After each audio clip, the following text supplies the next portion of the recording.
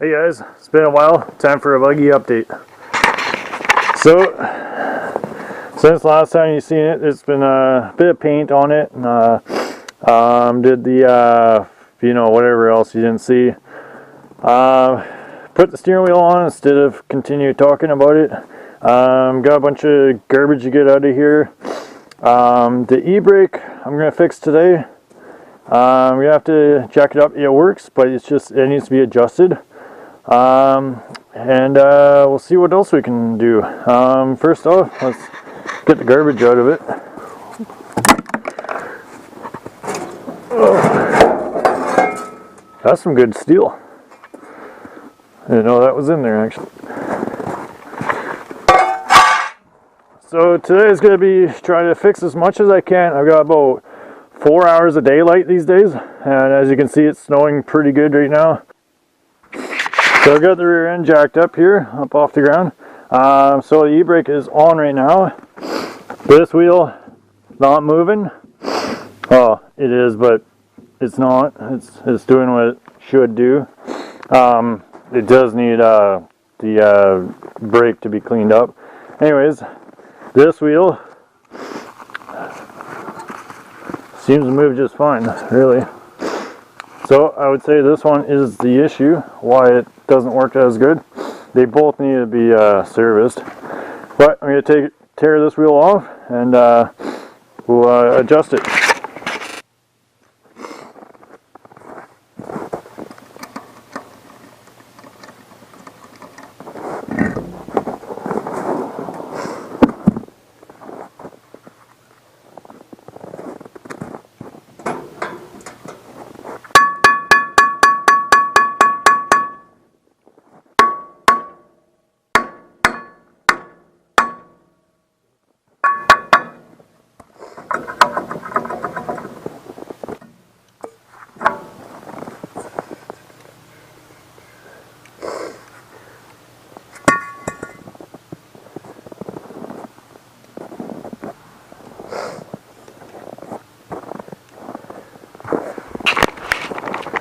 So we got a little star gear down here. So there, turn it. Now I'm not sure which way it's supposed to actually go.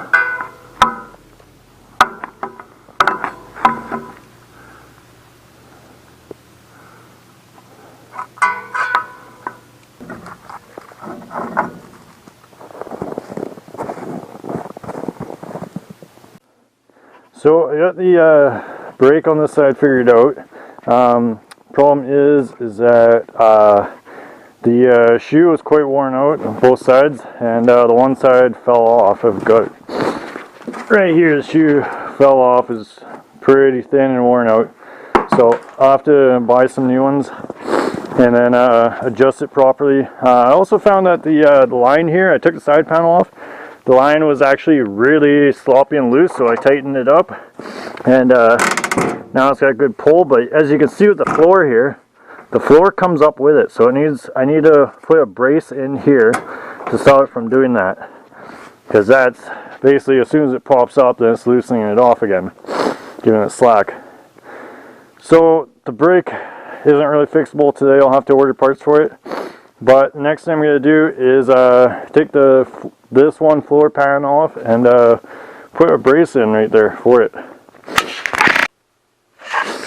So I got the side panel off again. The floor is out and it's sitting down there. As you can see, I've got this bar in here. I just squared it up. I'm going to weld it in place, and then I'll put a one of these tabs here. I've got tons of these. I'll put one probably right about here and another one right about there, and have it slowly weld in, and that should make it so that does not move at all. Alright, I'll show you guys more later. Okay, so I got this burned in place. I'll have to come back later on when I tip this thing up on its side again and weld underneath completely. I'm not very good at welding on my back. There's not a whole lot of room. Did nice top beads here, and they're welded underneath, fairly decent. Not my best welds for sure, but they will do, and they're going to be covered up anyways. I'll probably grind off a little bit there. Now what I'm going to do is put the floor piece back on, which it's still snowing here. There you can see the floor piece there.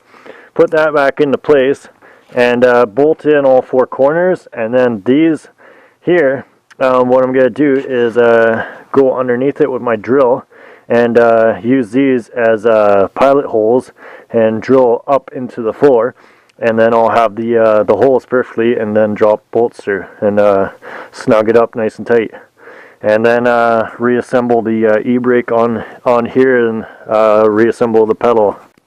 Hey guys, so it's a new day today. It got way too dark the other day. It is freezing cold today. It's negative 13 degrees. That'd be Celsius, yeah. Anyways, so last day. We got the bracing in here. Floor is back in. It's nice and solid. Try to lift up on this and it's not going to pop, flex. Now it's working properly. Don't have that problem anymore. I've been thinking a bit about the hood panel, or whatever you want to call it, and it's kind of thick and it's kind of useless. I think I'd rather make one out of fiberglass, so I'm pretty sure I'm going to scrap this panel and just not use it anymore, because it really doesn't have much of a purpose. The other big thing that we're going to do is when I've looked at past videos there, I know like I fit in here with a helmet on and everything, but the cage is really close to the helmet, and it's almost like I'm almost higher than the bottom of this bar. So I've been looking at photos and trying to figure it out, and I think what I'm going to do is lift this bar right here about 2 inches up higher. I was thinking 3, but that might be too much. So what I'd be doing is cutting off right here on both sides, cutting into this, not all the way through, but just the top part of it, and then the back here is not welded down or anything. It's just, it slips right on and off. So anyways, do those cuts and then grab it from the back and lift it upward, so it'd be kind of sloping it upward in the back, and then measure it all and put in the 2-inch piece of tubing to match this, and then weld it all together again once it's all straight. And then the back piece here, I left these not completely welded, which is a good idea. I'll cut them off and basically just angle them back down to how they're sitting now and weld them back on. Hopefully there's enough metal here that I don't need to put extensions in all over the place. This tube is probably going to be sloping inward a bit when I'm done, which it's alright. The main thing is function, as well as it's got to look good. So it's going to be a slow process of making sure this goes right. And like I look at photos and I always notice that something isn't right looking about this.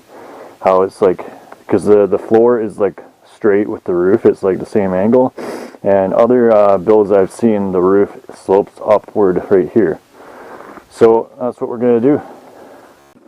So one problem that we have when cutting pipe, especially when it's all welded up and mounted on here, cutting it straight, and that's very important to cut it straight. So I'm going to show you guys how to cut it straight using a letter, or an envelope. So this is a government issued envelope, and this is all they're really good for. So anyways, this is how you do it. So anyways, what you're going to do, we'll just put it up here, is you're going to wrap the letter around the tube here.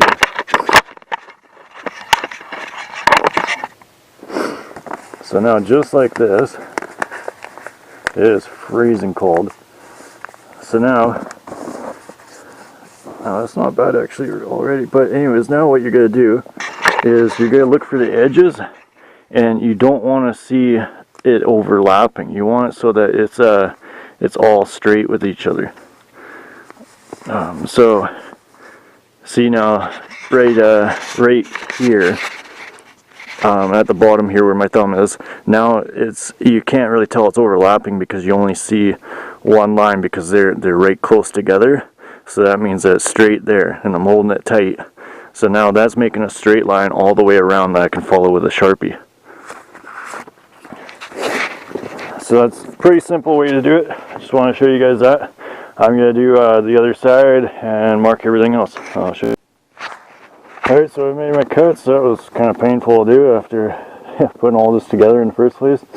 So anyways, as you can see at the top, I didn't go completely through, and that's because I don't want to detach it from this. I'm going to leave it welded here on both sides, and I'm going to lift it up. So kind of show you guys this example here is I grab this tube and I kind of lift it. It's going to take a little bit to bend it. I'm only doing this one-handed, but you can see down here, these are completely cut through.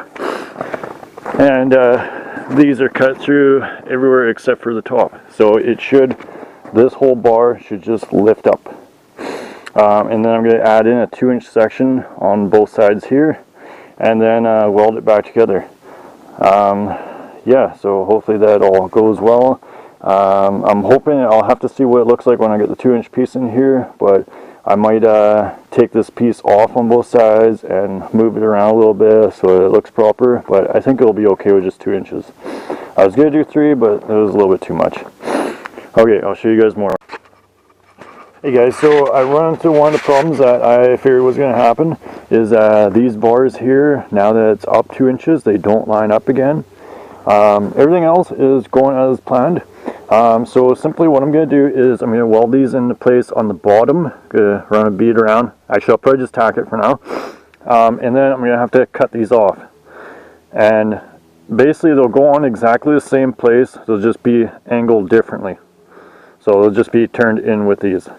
And then there might be a little bit of a gap to fill with weld. This is exactly how I knew it was going to go. It's going to lift up. So I will cut off these welds right here at the top, and then basically just put it back on and it'll be downward. It might be a little bit short in between here, but we'll figure that out when it happens. I'm not quite sure that I'm even going to keep this piece, to be honest. But alright, I'll show you guys more. Alright, so now I've got the pieces. I cut these off. There's a little bit of a gap to fill here with weld, but that's not a big deal. It's actually really not bad compared to what I thought it was going to be. And so it's sectioned, and it's both sides are done. I've measured everything. It's all square. The back I haven't dealt with. I'll deal with that once this is all solidly burned in. And yeah, so I'm gonna burn all these in real solid. It's all just spot welded right now. And then I might go and buy some red paint just to match the color, but if I throw any paint on it, it'll be just to prevent it from getting rusty. Like the whole paint job that's on this thing is paper thin, just so that it would not, because it was going to be sitting outside, just so it wouldn't get rusty. Yeah, and then I'll deal with this piece. And then I'm thinking maybe we'll test fit the engine that I had originally for it. And we'll test fit that and see how well it fits in the back. Alright, I'll see you guys.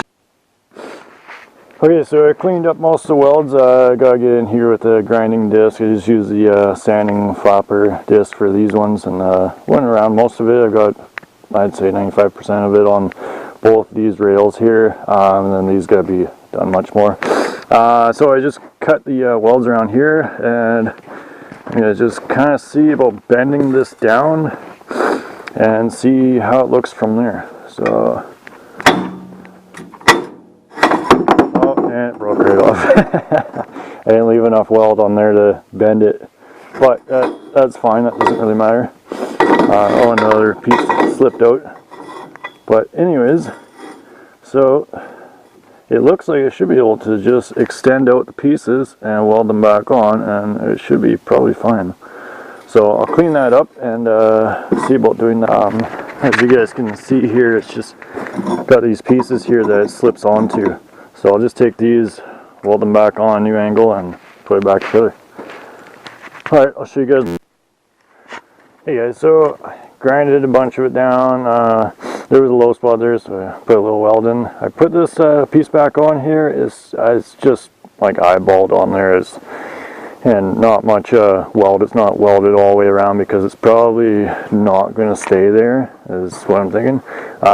Show you guys, if you don't remember in previous videos, this is how it goes on and off. Just fits like that. pretty simple. It's raised up a little bit here. I'm kind of thinking getting rid of all of that stuff there and designing something else. But I don't know just yet. I gotta think about it, see what would be good for that, as well as I gotta get a gas tank somewhere in here and see where the engine's gonna sit and whatnot, and kind of plan it all around that. Something kind of interesting is the steering wheel, the guy I got from me painted it black. I don't know why, but I never really liked that it was painted black, and he also like waxed the rubber, so it's got that like weird look to it.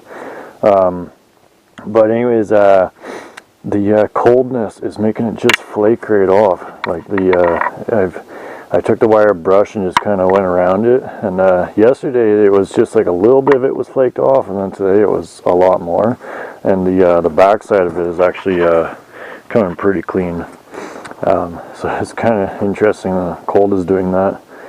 Anyways, it's looking how I wanted it now. I'm gonna put the camera down and hop in it and show you guys with the helmet on now how much room I've got.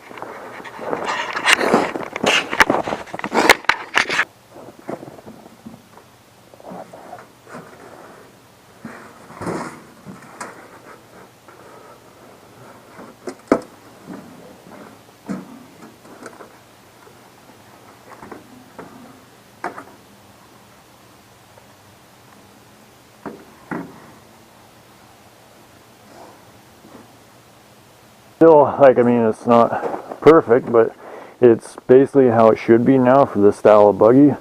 It's not meant to be like you're not meant to be able to put your arms around or out straight out and not be able to touch any of the cage. It's meant to be a tight fit.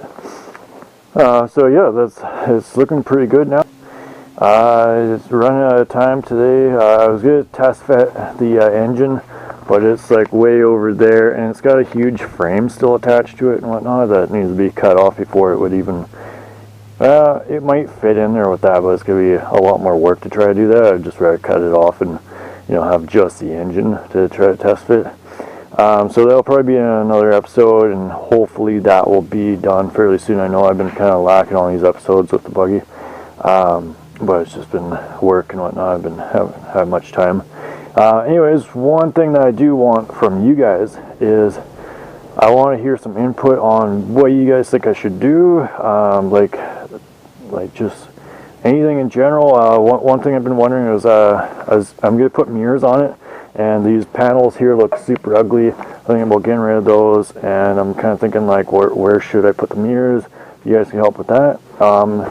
The side panel here is off, but I'm kind of wondering, would you guys think that it'd be better off without the side panels, or maybe a different design, or maybe there'd be a bar coming out kind of along here? Like, let me know what you guys think, because I'd like to hear from you guys. Let me know what you think I'm doing right, what you think I'm doing wrong, all that type of stuff. I hope you guys enjoyed this episode. It was a little bit longer, and hopefully it was more entertaining for you guys. I'll see you guys later.